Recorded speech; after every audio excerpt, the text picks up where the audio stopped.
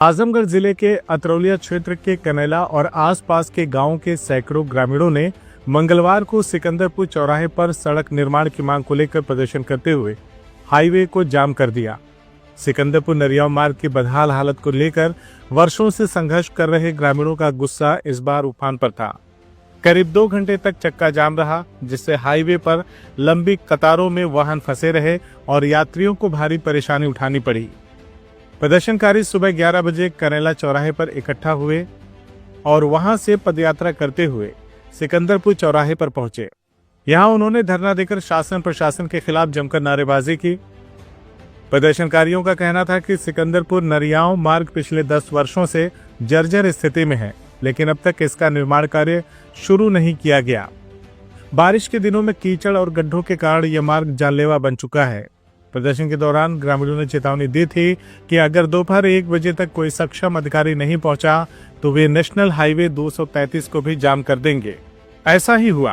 प्रशासन की ओर से निर्धारित समय तक कोई पहल नहीं होने पर प्रदर्शनकारियों ने हाईवे को भी जाम कर दिया, जिससे क्षेत्र में अफरा तफरी मच गई। स्थिति को गंभीर होता देख उप जिलाधिकारी बुढ़नपुर नंदिनी शाह मौके पर पहुंची और प्रदर्शनकारियों से बातचीत की। उन्होंने जिलाधिकारी से बात कर ग्रामीणों को आश्वासन दिया कि 30 सितंबर से सड़क निर्माण कार्य हर हाल में शुरू किया जाएगा।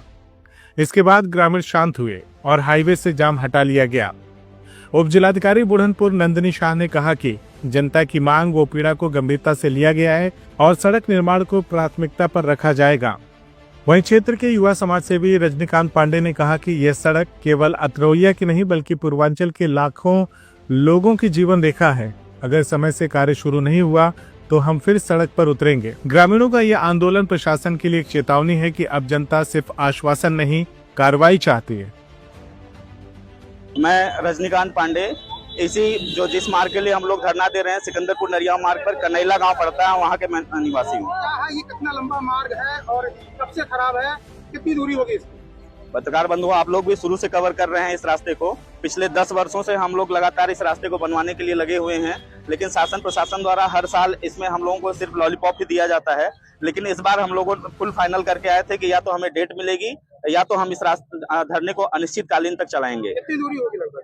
इस रास्ते की लंबाई 5 किलोमीटर आजमगढ़ में है, 5 kilometre Ambedkar Nagar, total 10 kilometre का ये रास्ता है। यह रास्ता इतना जरूरी था हम लोगों के लिए। इस पे राजकीय पॉलिटेक्निक सहित अनेक शिक्षण संस्थान है। कई ये खलीलाबाद से होते हुए गोरखपुर होते हुए नेपाल तक का जाता है रास्ता। उसके बाद भी इस रास्ते की सुध लेने वाला कोई नहीं था और यहाँ पे सैकड़ों ट्रक दिन भर में जाते हैं, छोटी बड़ी हजारों गाड़ियां यहाँ पे जाती हैं, लेकिन अभी तक इस रास्ते का कोई निर्माण नहीं हो सका है।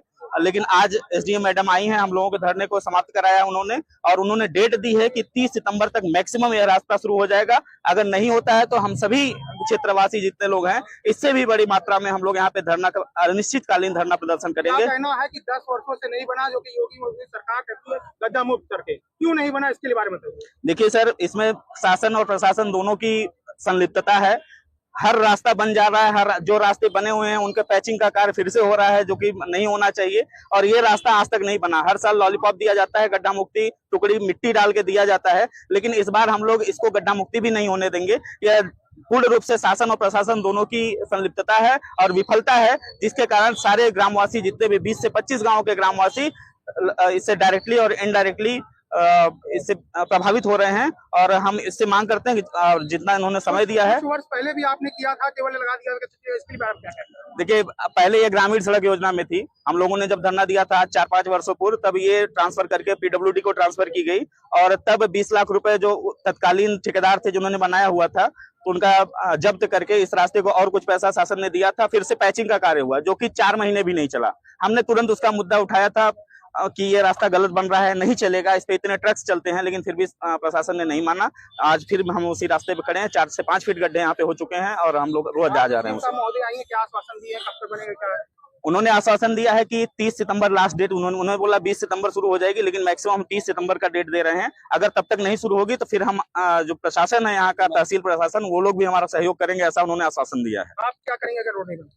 अगर नहीं रोड बनेगी तो हमारे इससे भी संख्या में, हजारों की संख्या में ग्रामीण आएंगे और इस NH 228 को जाम करेंगे। यहाँ पे ग्रामीणों ने चक्का जाम किया था, रोड की मांग किया था, क्या मामला था, क्या आश्वासन पे आपने यहाँ पे चक्का जाम को हटवाया? इसके लिए यहाँ पे जो है सिकंदरपुर से नरियाव मार्ग जो बताते हैं ग्रामवासी की जर्जर है, उसकी जीर्णोद्धार के लिए ही ये लोग धरना दिए हुए थे। तो मेरी अभी डीएम सर से एडीएम सर से बात हुई है, उन्होंने बताया कि कार्य योजना स्वीकृत हो चुकी है और लेटेस्ट सितंबर में यहाँ काम शुरू हो जाएगा।